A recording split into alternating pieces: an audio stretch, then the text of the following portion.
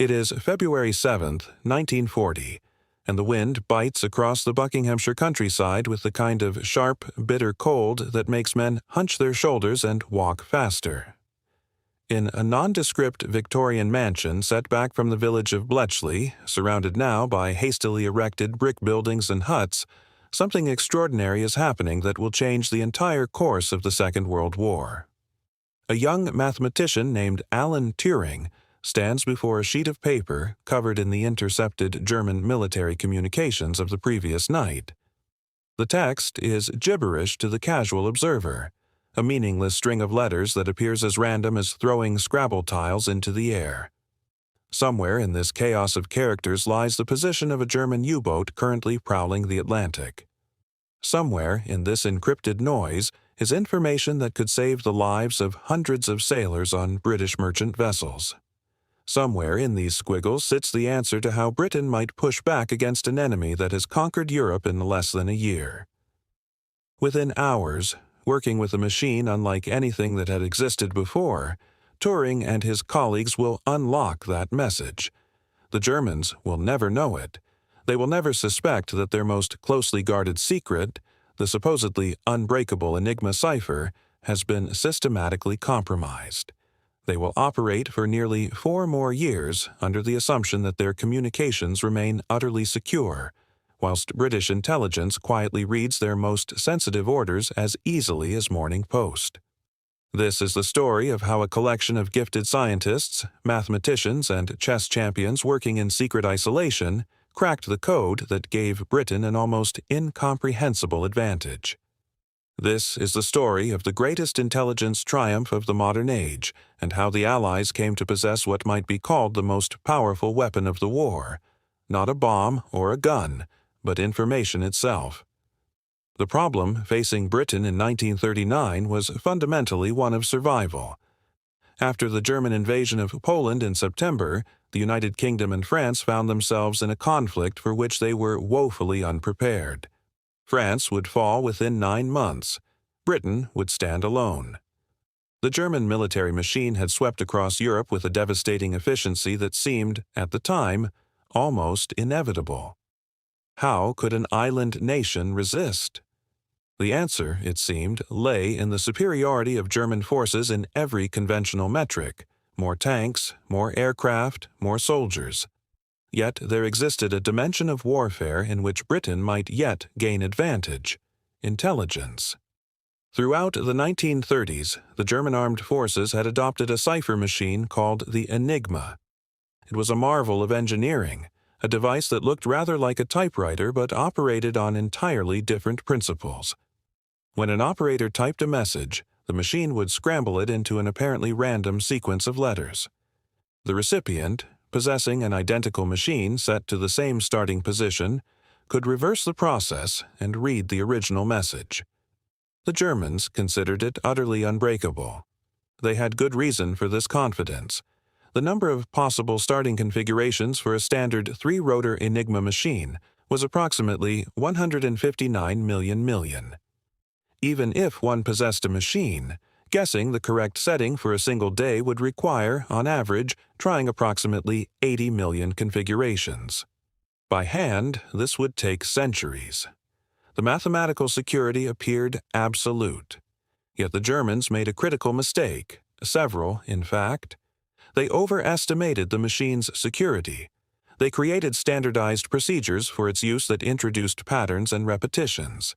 And they had no idea that their greatest opponent would assemble a team of minds so exceptional that they would essentially reinvent what was possible in the realm of rapid calculation. By 1939, Britain's Signals Intelligence Service, based at a Victorian Gothic pile called Bletchley Park, had begun to receive German wireless intercepts from listening stations scattered across the country. They could capture the messages, but they could not read them. Each day brought thousands of encrypted signals.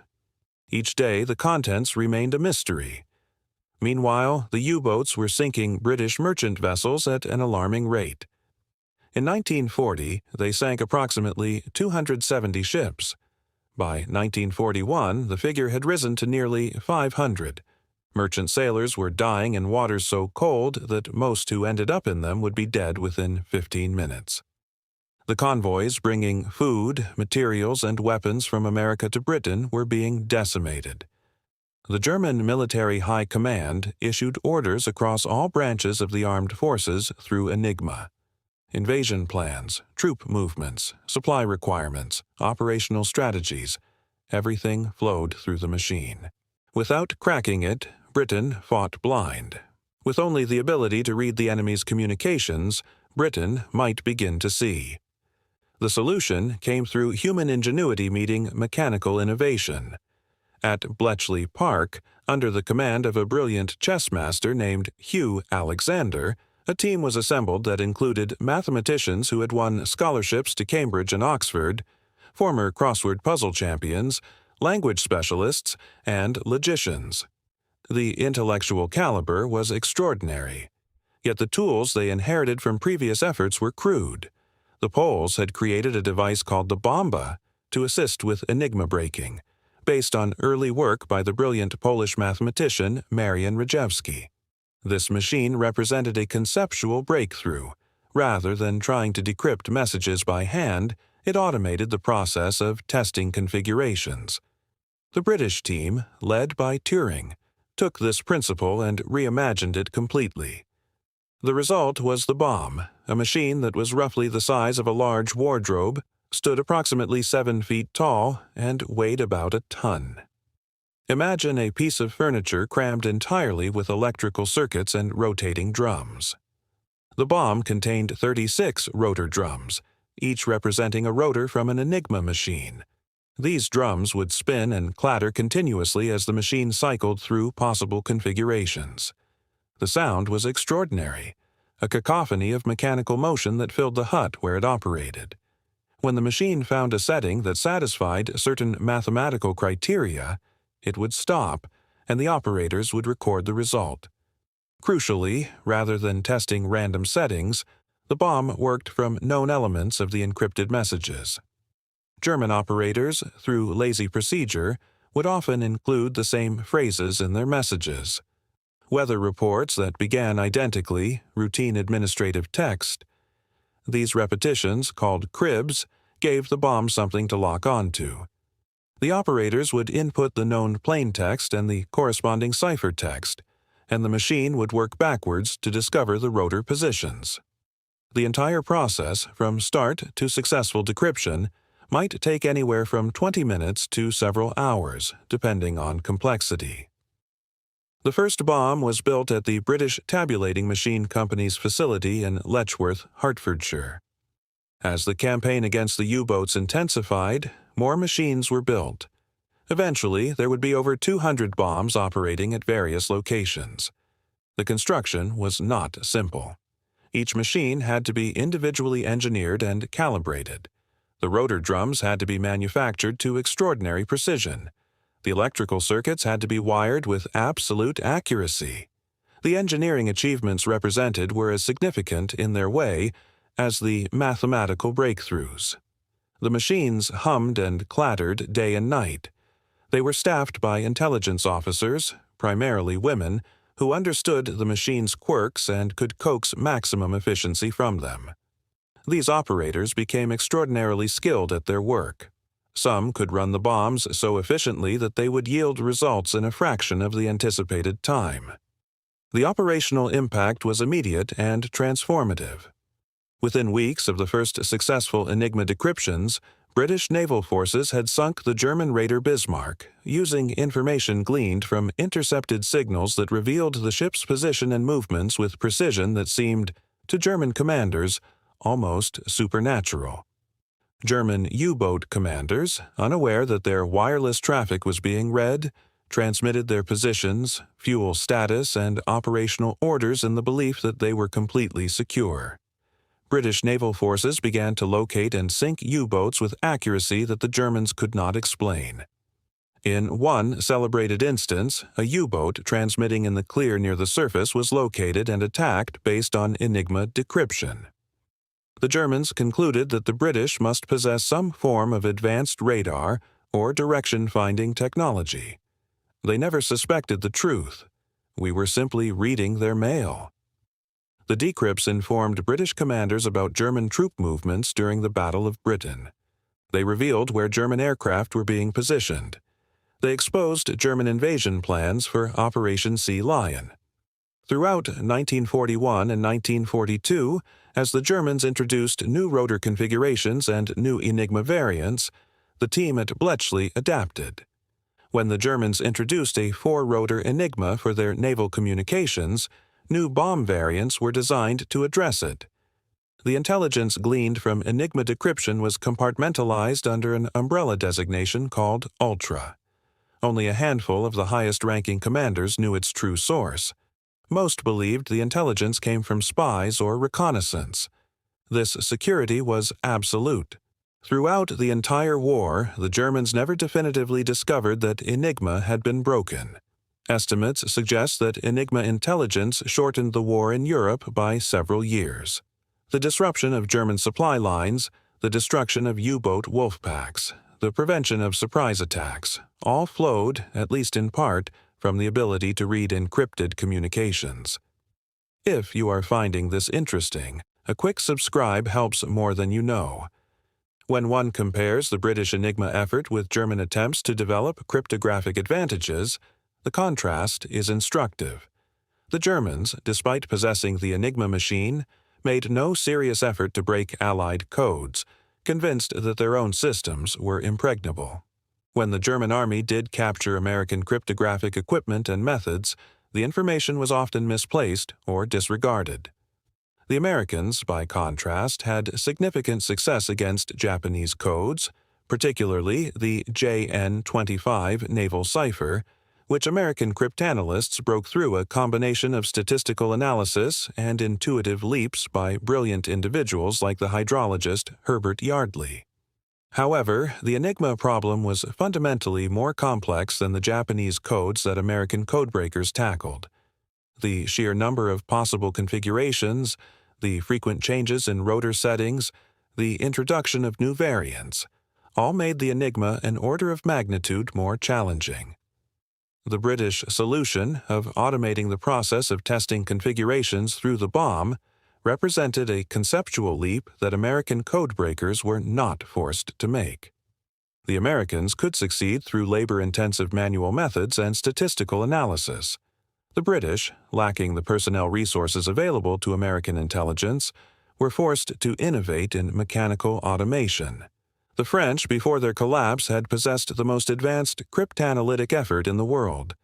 The Polish cryptanalysts who had pioneered early Enigma breaking were among the world's finest mathematicians. Yet it was British innovation, the marriage of Turing's mathematical brilliance with the engineering capabilities of the nation's industrial base, that ultimately created the tool that would break the code completely. The historical impact of the Enigma decryption remains, even now, incompletely understood. The question of how much the intelligence actually accelerated the Allied victory is impossible to answer with certainty. But what can be said is that the removal of uncertainty, the ability to know, with considerable reliability, what the enemy was planning, provided an advantage that was, in its way, more valuable than an extra million soldiers. The German U-boat campaign represented an existential threat to Britain. The nation depended entirely on imported food and supplies. A successful German effort to sever these supply lines could have forced Britain to surrender without a shot being fired on the home islands. The ability to anticipate U-boat movements, to locate them at sea, to direct British escorts towards them, this flowed directly from Enigma intelligence. The German army, when it invaded the Soviet Union in June 1941, did so partly on the basis of faulty intelligence. Enigma decryption allowed British intelligence to understand German assessments of Soviet strength and identify where those assessments were dangerously incorrect. This information was conveyed to Stalin, though the Soviet dictator initially doubted it. As the war progressed, the psychological impact of the intelligence on German commanders became notable. Decisions that should have remained secret were somehow anticipated by the Allies. Convoys were routed around waiting U-boat ambushes. Bombing raids struck with uncanny accuracy against positions that had only recently been established. The pervasive sense that something was fundamentally wrong with German security, without knowing what that something was, created a kind of ambient anxiety in the German high command.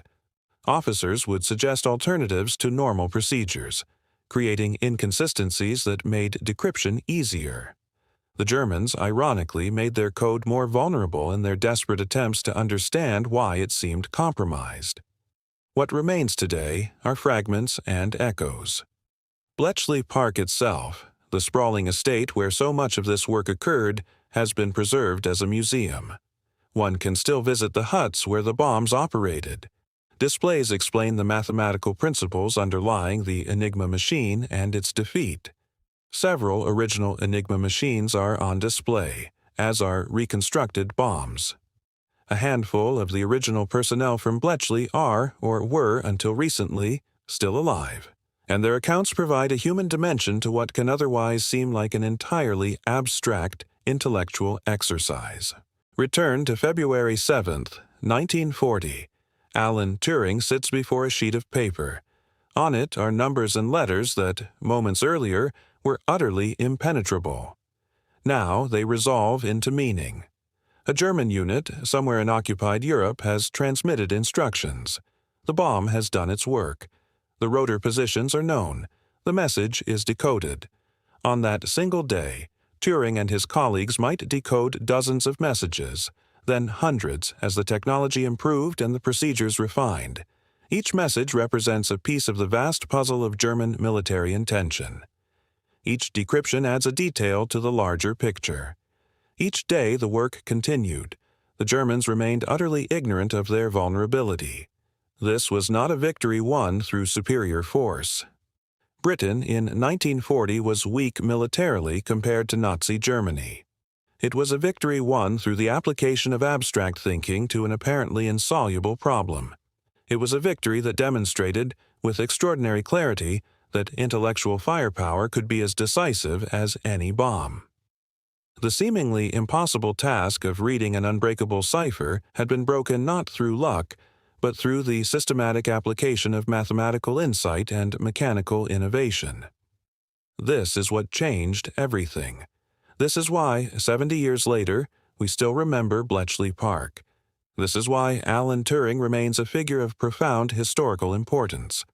The Germans thought their codes were unbreakable.